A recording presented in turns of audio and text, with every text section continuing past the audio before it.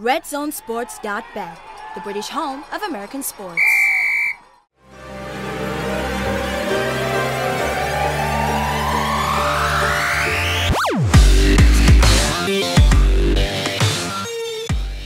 Hello and welcome back to the SportsHeads. It's the Hurry Up and I'm joined by Mike Carlson, Cecil Martin, myself Sam Morgan from Verge Magazine. 60 seconds, 5 topics, let's do this.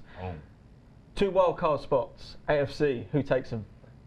Baltimore, I think, is a lock for a wild card. I don't see them winning a division, but I think they're playing such good defense, they're going to take advantage of an easy schedule going through. The other one, I'm going to say the Chiefs, because I don't think the Chiefs are going to wind up winning the AFC West. Okay.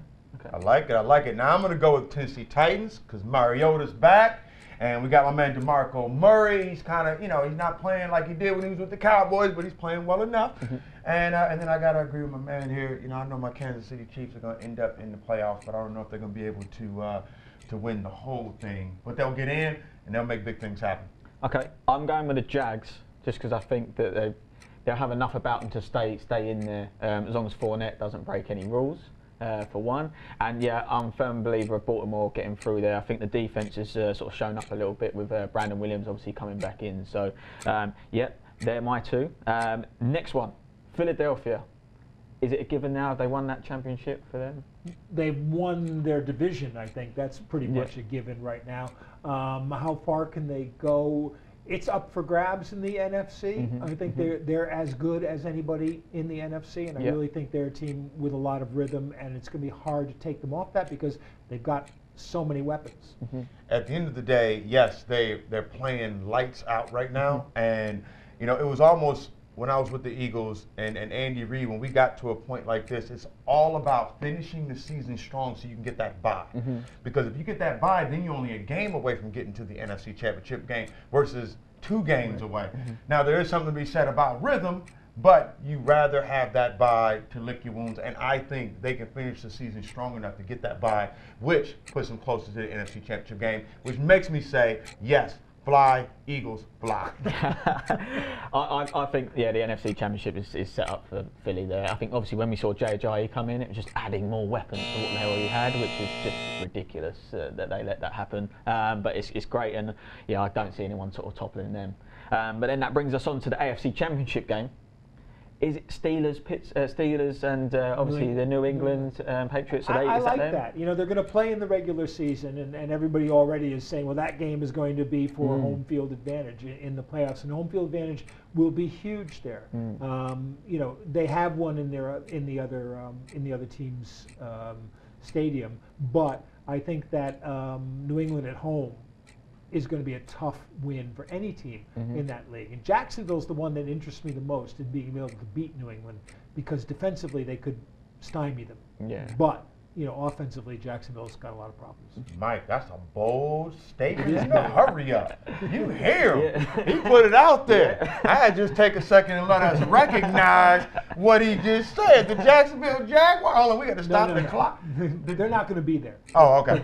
All right. But they interest me. They interest you. They interest you. That would be a matchup I'd like to see. Seconds are ticking. All right, hold on. Pittsburgh Steelers, New England Patriots, yes, I think it can happen, especially with the Pittsburgh Steelers doing what I hope that they do and begin to start fast and begin to play 4 quarters of football and dominate like they can.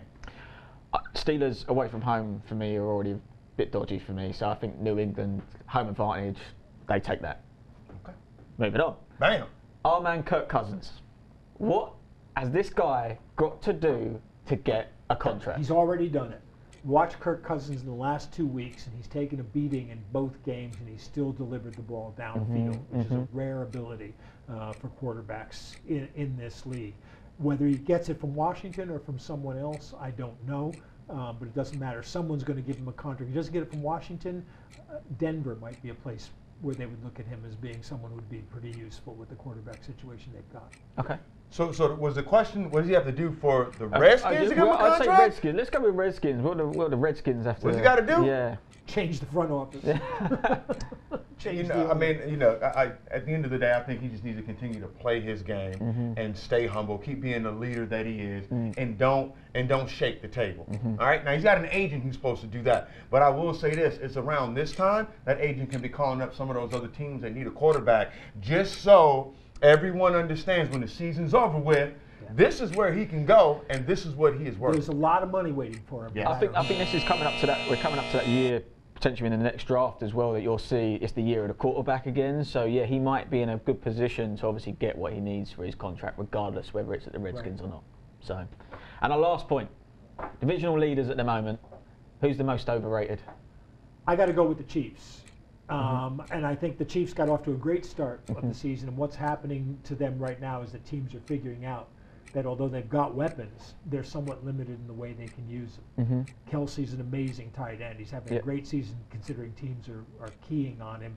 But they have trouble getting Hunt and Hill the ball in the places where they can take most advantage of it because teams have seen how they do it. And they don't have any other wide receivers. They don't have what you might call a traditional wide receiver. So I think the Chiefs are going to have a problem. This year, and I'm going to say this year, Jacksonville Jaguars.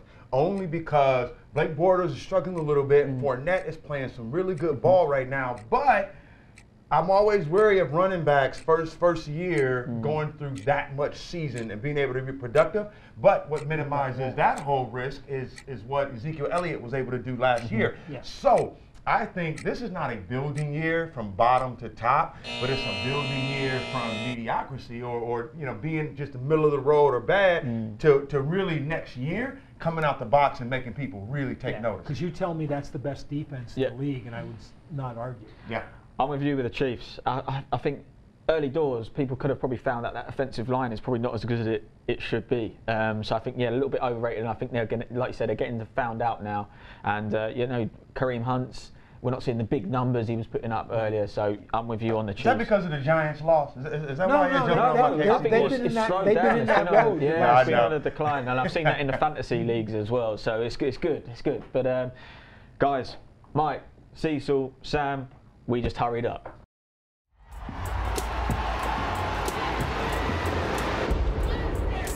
Here at Red Zone, we have a soft spot for American sports, especially NFL. It's as American as cheerleading. Unfortunately, when it comes to betting on gridiron, there is very little choice between bookmakers.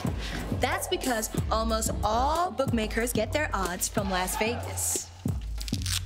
And we all know what happens in Vegas should stay in Vegas, especially their nasty odds. So we're stripping back to basics, creating our own odds, giving you lucky punters the very best of British bookmaking for American sports. Would you like to see some more? RedZoneSports.bet, the British home of American sports.